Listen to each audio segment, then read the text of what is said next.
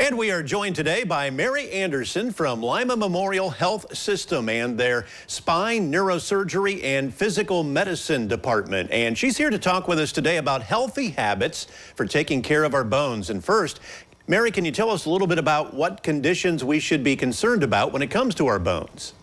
Yes, there's a few out there. Some you probably have heard, some you haven't. So I'll just run through a couple of them. One is osteogenesis imperfecta. So that's a rare genetic disorder. And a couple that you guys probably have heard about is rickets and osteomalacia. Generally the same thing, but rickets seen in children and osteomalacia in adults, but both really due to a lack of vitamin D. And then the big one that I want to talk more about, and I think is the most important, is osteoporosis.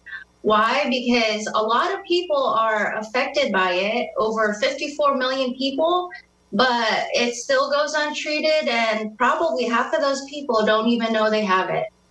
I know most of us grew up drinking milk as kids. That was a good way to strengthen our bones. But what nutrients and foods should we really be focusing on today to support our bones? Yes, milk is great. I mean, that's a good one. The big ones too are calcium. Calcium and vitamin D kind of go hand in hand. Why we need those is, well, our bones are made up of calcium. But in order for our bodies to absorb calcium, we need that vitamin D, so they go hand in hand. Calcium is in a lot of different things. So we have our fortified cereals, dark leafy greens, cheeses, things like that.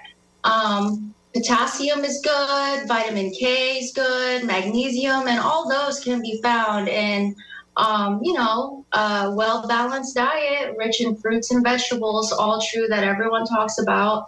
And if you don't like those foods, if you have a problem with those, well, there's supplements, which is great. They have a supplement for everything nowadays. So you can get your calcium supplement, go for a walk outside for your vitamin D, or there's a lot of fortified foods out there, so they're readily available. When it comes to exercise and movement, what routines and movements are best for our bones?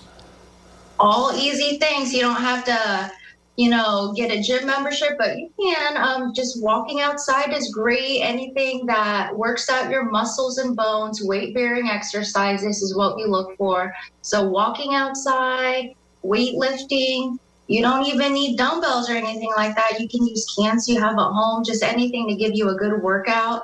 Another good one is Tai Chi. Why? Well, because it works out your bones and it also strengthens your muscles and incorporates balance in there too. So all those three things, we do recommend 30 minutes on most days of the week to work out. If you can't do that, 2.5 hours, but really anything is good for you. And if someone suspects that they are experiencing some bone loss and might need some help, how can they best reach out and schedule an appointment with you? Oh, please call our office. We are happy to help, happy to see you, and just get good information out there. All right, Mary Anderson of Lima Memorial Health Systems, thank you so much for your time, and we'll be back with more right after this.